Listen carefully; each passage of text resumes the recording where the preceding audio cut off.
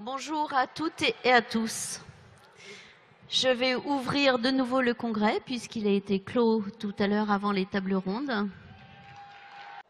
Voilà, et on va passer aux travaux de notre après-midi.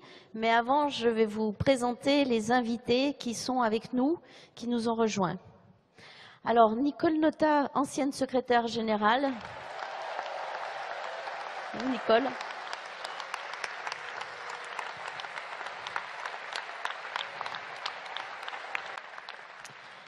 Il y a également des syndicats qui ont été nouvellement affiliés à la CFDT. Donc aujourd'hui, nous en rejoint Denis Jacob et Julien Morcrette pour Alternative Police.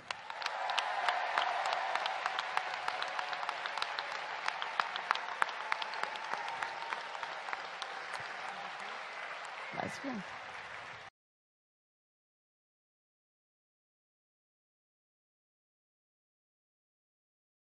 Auvergne, et la parole est à Jean-Marc Bailleul du SCSI. Bonjour à toutes et tous. Il y a 4 ans, nous intégrions cette grande famille de la CFDT sans en connaître tous les arcanes, les fonctionnements, et c'est avec humilité que je me présente devant vous pour faire part de notre expérience depuis 4 ans parmi vous. D'abord, remercier l'ensemble de la Confédération et d'Interco en particulier pour les messages de soutien réguliers qui ont été envoyés envers les forces de l'ordre après tous les événements que nous avons eu à subir, les attentats bien sûr, mais aussi les manifestations. Je le souligne puisque pendant que Laurent, par exemple, nous envoyait des SMS ou des tweets de soutien, j'en profite, la CGT publiait des affiches montrant que les policiers étaient des dangereux sanguinaires qui frappaient les manifestants. Donc merci pour ce courage. Je tenais à le souligner publiquement.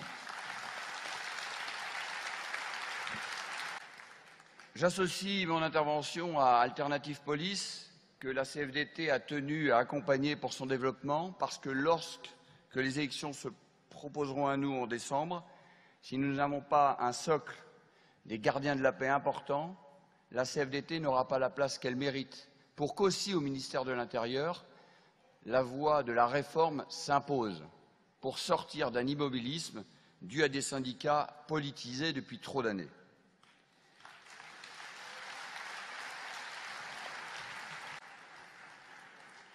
Un autre sujet, et je l'ai entendu plusieurs fois dit dans cette salle, c'est le positionnement de la CFDT sur des sujets sociétaux, ou dirais-je de faits divers. Je pense que la CFDT, comme sur la thématique des migrants, les policiers sont des citoyens comme tout le monde. Bien sûr qu'ils prennent en considération cette difficulté, mais on aimerait, plutôt que de mettre en cause une loi, plutôt s'interroger sur les conséquences de ceux qui auront à la mettre en exécution. Les conditions de travail, les horaires, les centres de rétention qui sont dans de mauvaises conditions, des commissariats pourris, etc. C'est ça l'essentiel d'un syndicat, c'est de défendre les conditions de travail des travailleurs.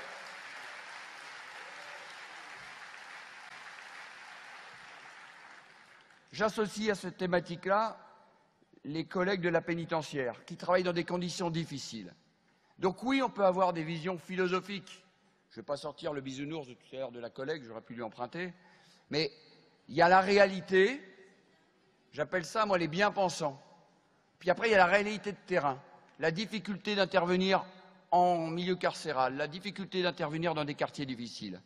Donc, contentons-nous de nous positionner sur les difficultés des agents à travailler dans ces conditions, la difficulté des pompiers, des sociétés de nettoyage qui interviennent sur les lieux d'attentat, les infirmières, les médecins.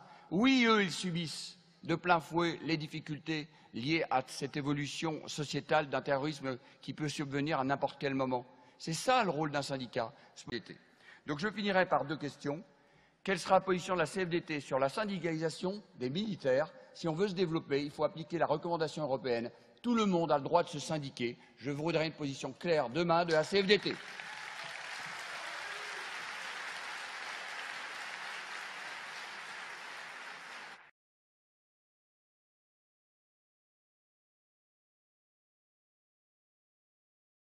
David. Je donne maintenant la parole au rapporteur Thierry Cadar pour vous présenter la position du Bureau national confédéral sur ce 13e amendement. Donc, le débat est clair. Il s'agit de savoir si nous considérons qu'il est utile, voire nécessaire, que la politique de la donnée que la résolution appelle de ses vœux s'applique aussi à nos sympathisants et sympathisantes pour nous permettre d'améliorer la syndicalisation. Dans son intervention, le représentant du syndicat général de l'agroalimentaire Languedoc-Roussillon nous a présenté un exemple de politique volontaire menée avec des outils modernes pour suivre, fidéliser, proposer l'adhésion à des sympathisants et sympathisantes. Qu'est-ce que c'est que des sympathisants et sympathisantes, nous a-t-on demandé, c'est-à-dire des travailleurs et des travailleuses qui se tournent vers notre organisation syndicale pour un service, un renseignement ou pour nous apporter leur vote. Il existe d'autres syndicats CFDT qui mènent une politique similaire. Je cite, mais il y en a d'autres, le SGAN Aquitaine, le SFAS CFDT et Alternative Police, entre autres. Avec des pratiques parfois différentes, ces syndicats poursuivent le même objectif de syndicalisation à travers leurs relations avec leur réseau de sympathisants et sympathisantes. Un réseau de sympathisants et sympathisantes vivant, pas une simple liste de noms. Par exemple, Alternative Police cesse de répondre aux questions personnelles de celles et de ceux qui restent trop longtemps dans ce statut. Mais pour savoir depuis combien de temps cette personne nous utilise, entre guillemets, avoir une base de données, c'est pas mal, non? Bien sûr, mener une telle politique nécessite de prendre un certain nombre de protections, les mêmes que celles que nous prenons avec les données de nos adhérentes et adhérents, mais de manière renforcée. Sur ce point, pas d'ambiguïté, la CFDT appliquera le RGPD. C'est dans ce cadre que nous allons développer nos outils, appuyés par la charte que nous avons renforcée avant-hier.